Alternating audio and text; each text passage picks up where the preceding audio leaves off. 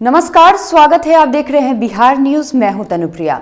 अपने पिता लालू प्रसाद यादव से मिलने रांची जा रहे पूर्व स्वास्थ्य मंत्री तेज प्रताप यादव को राजद कार्यकर्ताओं ने जोरदार स्वागत किया। इस मौके पर राजद नेता तेज प्रताप यादव ने अरुणाचल प्रदेश में हुए राजनीतिक उठापटक को लेकर बिहार के मुख्यमंत्री नीतीश कुमार पर निशाना साधते हुए कहा कि बिहार में शुरू से ही इनका सफाया हो रहा है। यही कारण है कि इस बार विधानसभा में इनकी पार्टी आधी सीटों पर सिमट के रह गई। देखिए, शुरू से तो इनका सफाया हो रहा है और वहाँ से तो शुरुआत हो ही गया है। अब बिहार भी बहुत जल्द इनका सफाया हो जाएगा।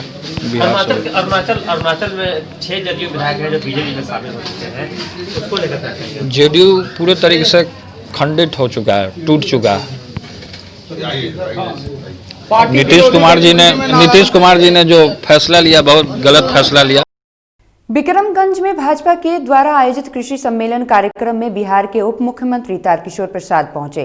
इस दौरान उन्होंने नए कृषि कानून को लेकर केंद्र सरकार की उपलब्धियां गिनाई। गौरतलब है कि केंद्र सरकार के द्वारा नए कृषि कानून को लागू किया गया है, जिसके बाद दिल्ली की सड़कों पर इस कानून के विरोध में किसान पिछले कई दिनों से लगातार आंदोलन कर रहे हैं, जिसे लेकर बिहार के उप मुख्यमंत्री तारकिशोर प्रसाद ने कहा कि कुछ तथाकथित किसानों के द्वारा ही इस कानून का विरोध किया जा रहा है। रुपया की दर से 18,000 रुपया डीबीटी के माध्यम से उन्होंने आज खाता में ट्रांसफर करने का काम किया। यही हमारी सरकार का सुशासन है और यही हमारी सरकार की पारदर्शिता भी है। जहां आधुनिकतम हमारे इंस्ट्रूमेंट्स होंगे, उपकरण होंगे, जहां वह प्रशिक्षण प्राप्त करेंगे। अपनी बेरोजगारी पर रोए नहीं बल्कि मेहनत करें। उक्त बातें कुर्था प्रखंड क्षेत्र के मानिकपुर बाजार में कुर्था रेडीमेड गारमेंट उद्योग के उद्घाटन के दौरान अरवल जिलाधिकारी रविशंकर चौधरी ने कही। उन्होंने कहा कि जब लॉकडाउन के दौरान श्रमिक मजदूर अपने राज्य में लौट रहे थे, तब राज्य सरकार ने योजना बनाई थी कि सभी प्रवासी मजदूरों को उनके घर में ही रोजगार मुहैया कराया जाए और इसी उद्देश्य से सरकार अपना कार्य कर रही है और लोगों को स्वरोजगार के प्रति जागरूक कर रही है। तो हमारे दूसरे राज्य में जो हमारे भाई रहते थे, जो यहाँ से किसी कारणवश चले गए थे, वो आए अपने वहां पर। जब उनका काम खत्म हो गया तो यहाँ आए, तो सरकार की यह योजना बनी कि नहीं, हमारे जो भाई आए हैं अब उनको कहीं बाहर नहीं जाना है। कि सरकार हमारी कितनी चिंतित है कि आपका जीवन स्तर, आर्थिक जीवन कैसे ऊंचा उठाया जाए और देश के विकास में आप कितना योगदान दें।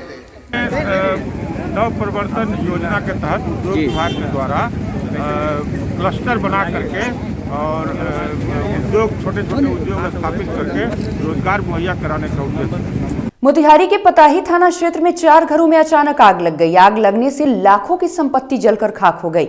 वहीं पीड़ितों ने बताया कि अचानक आग लगने से घर में रखे लाखों के सामान जलकर राख हो गए।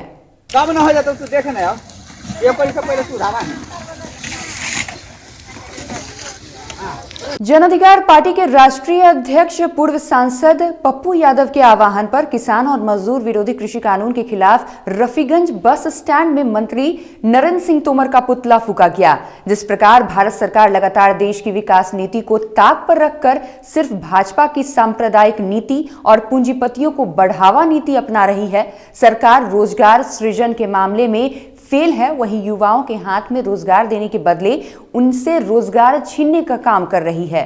वापस लो, वापस लो, वापस लो, कृषि बिल वापस लो, वापस लो, वापस लो, नरेंद्र मोदी हाय हाय हाय हाय हाय, नरेंद्र मोदी हाय हाय हाय हाय हाय। दानापुर मंडल के पटना मोकामा रेलखंड के हाथीदह स्टेशन पर एक बड़ा रेल हादसा टल गया। इस हादसे के बाद मोकामा से लेकर दिल्ली तक रेल महकमे में हड़कंप मच गई।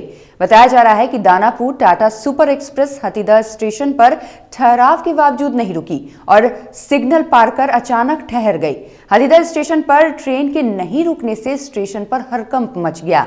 आनन फानन में ट्रेन के चालक और गार्ड को हिरासत में लेकर गहन जांच की जा रही है।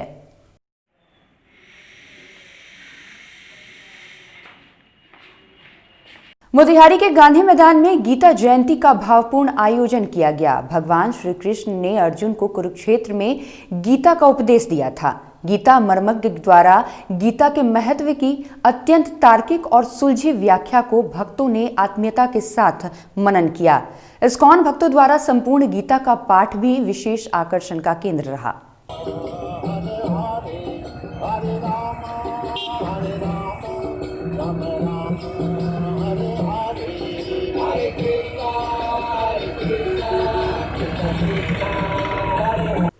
सहरसा जिले के कहरा प्रखंड क्षेत्र के बड़ियाही पैक्स गोदाम का जिला अधिकारी कौशल कुमार ने निरीक्षण किया।